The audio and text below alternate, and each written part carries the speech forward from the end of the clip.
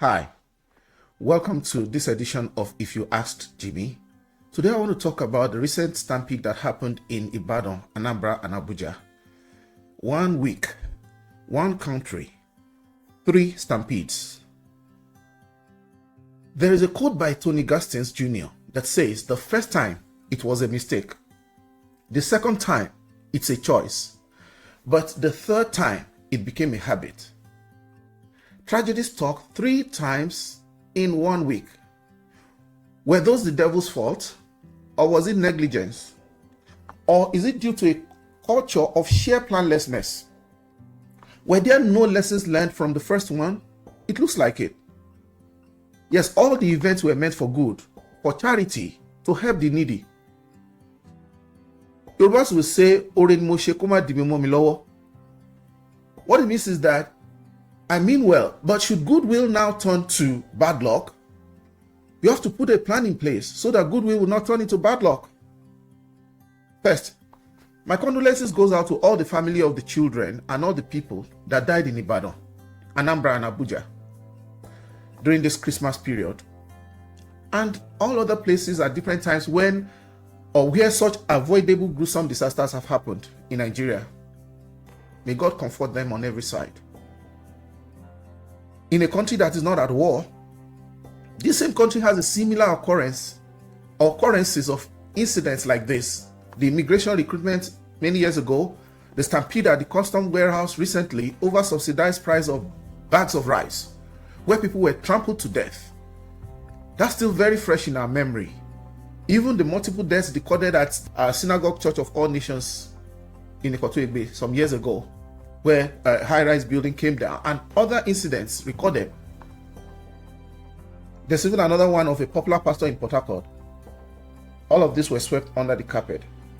Now, if you as a person consider the pain that you feel when someone mistakenly steps on your shoes or your toes or on you, you begin to understand what a painful death it is when people are trampled to death. So, what's going to happen?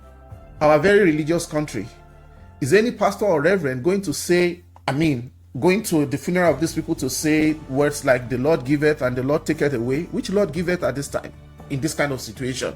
Who is going to go to the funeral of these people and say that kind of a thing? Is this the Lord giveth? You say that in Ibadan and Abuja too, or one afar or imam will come and say they will read 7 kurisius, or what is it? Or now say that there's no wisdom or knowledge that is greater than Allah. Allah giveth, Allah taketh. Is it Allah that is taking? Is it God gives and God takes like this? Stampede sounds like grammar to me, because we are talking about human beings here. One thing that people are missing is that, like the Ibadan case, people went to radio to announce that they were going to host 5,000 people. 5,000 people, no admission ticket, no registration. By what mechanism are you going to draft these people without knowing the sources where they're going to come from? There is no participation form. 5,000 people. People are not mere numbers, they are souls. There is no intake process, no logistics. All you had in place was an open ground for people to just come. There is no recruitment process, no drafting process. There is no way to know how many people are coming. And that is how we are. Anything that involves our people, our government, that's the way we treat ourselves. Look at the enrollment in schools. Look at the national identity card. Even the national identity card project, it cost a lot of people their lives. Look at our banks. You'll be scared to have anything to do that will require you going physically to the bank because of the crowd and the chaos. It's a bad culture. It's a symptom of a larger, picture of our culture as a people. Usually you hear things like God will take control, where people are supposed to plan. We hand over everything to God without any credible plan on ground. No planning, no logistics. So 5,000 people will just appear from nowhere, right? How do you determine when the number is complete so that you can stop the intake? How? I remember something that happened. This same culture, we carried it abroad. Nigerians. In America here, there's a story of some years ago, I think it was 2019, very early, that Nigerian immigration, they brought the passport to distribute at a city called Arlington in Dallas. And it's easier for people because they don't need to leave their jobs, they don't need to call in or call out at their jobs, and they don't need to go pay hotel to travel to Atlanta or New York. Guys, come and see. It was chaotic. There are so many agents that have collected money from innocent people the same way our people are not organized. Everywhere was rowdy. People were not organized. The process continued far into the night. I think for 3 days or so. It was in a church premises between Arlington and Grand Prairie. That's Naija for you. But where am I going with that story? There was police presence. You will see the police vehicles, not one, not two. And the officers, they stayed at a distance to oversee the process. Why? So that there will be no breakdown of law and order, even though they were not actively involved in the passport issuance process. Everybody knows how difficult it is, how Nigeria makes it difficult to get your passport and everything. These people have applied, they have been processed just to share the passport to them. Why was the police present in that incident that I was talking about? Oyinbo people don't want to see a crowd gathering anywhere without proper measures in place, because they will not allow a breakdown of law and order in their county. They will rather keep the safety than doing panic firefighting if things should get out of control. So in a nutshell, what they are demonstrating in that situation of being present at the distribution is they are having a culture of prevention is better than cure. But what do we see in our own case? What do we see in our own part of the world? Chaos. In a country where people are desperate, in a country where people are frustrated, where they are hungry. That's a terrible combination. A desperate and a hungry person makes that person desperately hungry. Already people are poor, very miserable people. Now hunger is added. That makes them not just desperate but vulnerable. Any little thing people want to offer, they will rush it. In a country where the minimum wage is 70,000, come on. A bag of rice is 93,000. Even a bachelor or spinster cannot survive on 70,000, for crying out loud. So in effect, a working class single person cannot survive on the minimum wage alone, not to talk of people that are married with children. Jimmy, calm down. So our people are now dying because we are distributing food for their survival. Even in the Bible, where Jesus was recorded to have fed the crowd in Luke chapter 9, when you read verse 14, Jesus told his disciples, make them sit down. That's order. He instructed his disciples to have the people to sit down in groups of about 50 each. What does that tell you? Organization. And why did he do that? He said so that they could be fed efficiently. It's in the news now that Olori Naomi has been arrested along with Oriyomihamzat. But does that bring the soul of the people back? And the school principal of that school also, where the incident took place, they have been taken to court. They have been remanded in prison custody till the next hearing of the case. We have not even heard about whatever is happening to the church in Abuja and the politician that was sharing in Anambra. I hear that people are even trooping out, begging for the release of these people. I really sympathize with them. Nobody wants to see anything happen to these philanthropists. But we should tell ourselves the truth. Whether it be a case of collective responsibility or what is called in law vicarious liability, only the court will determine.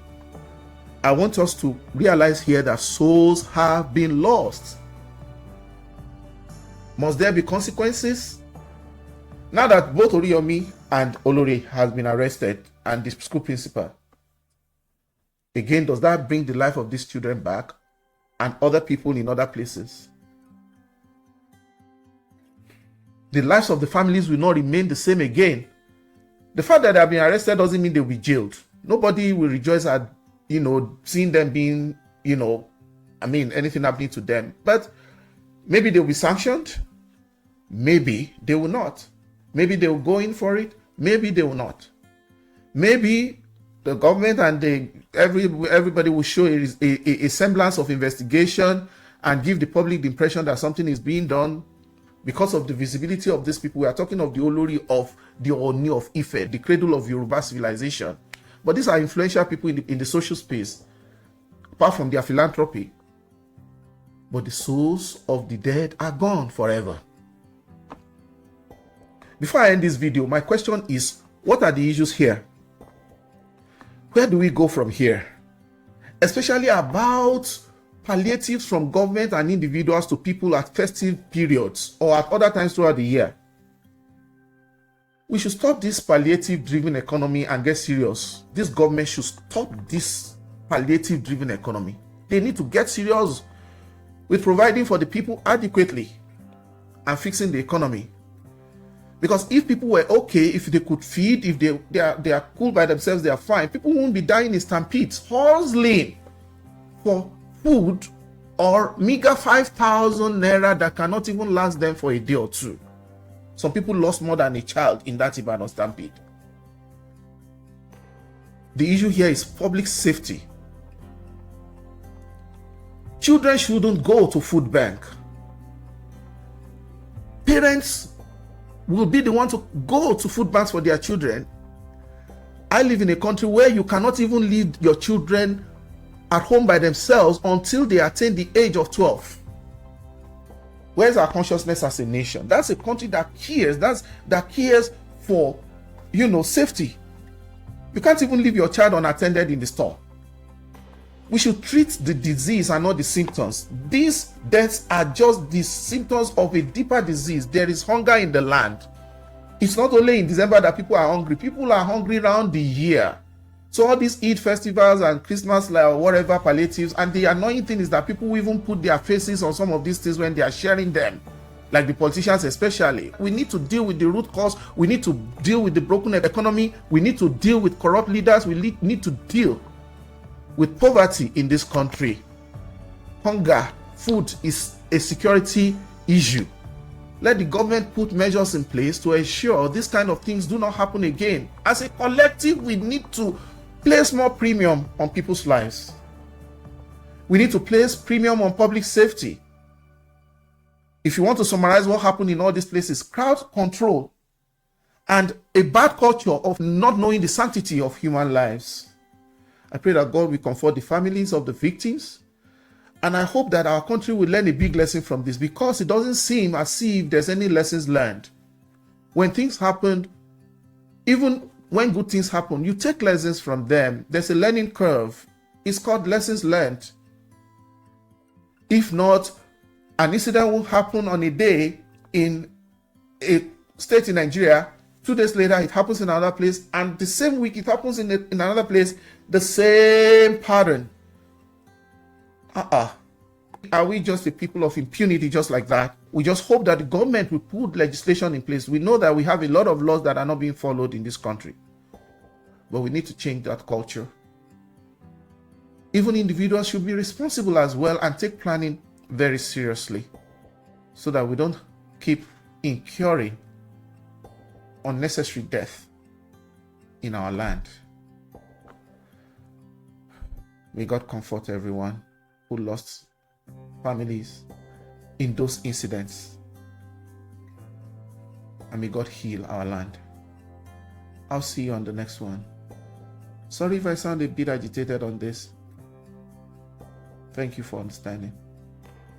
See you on the next one. Take care.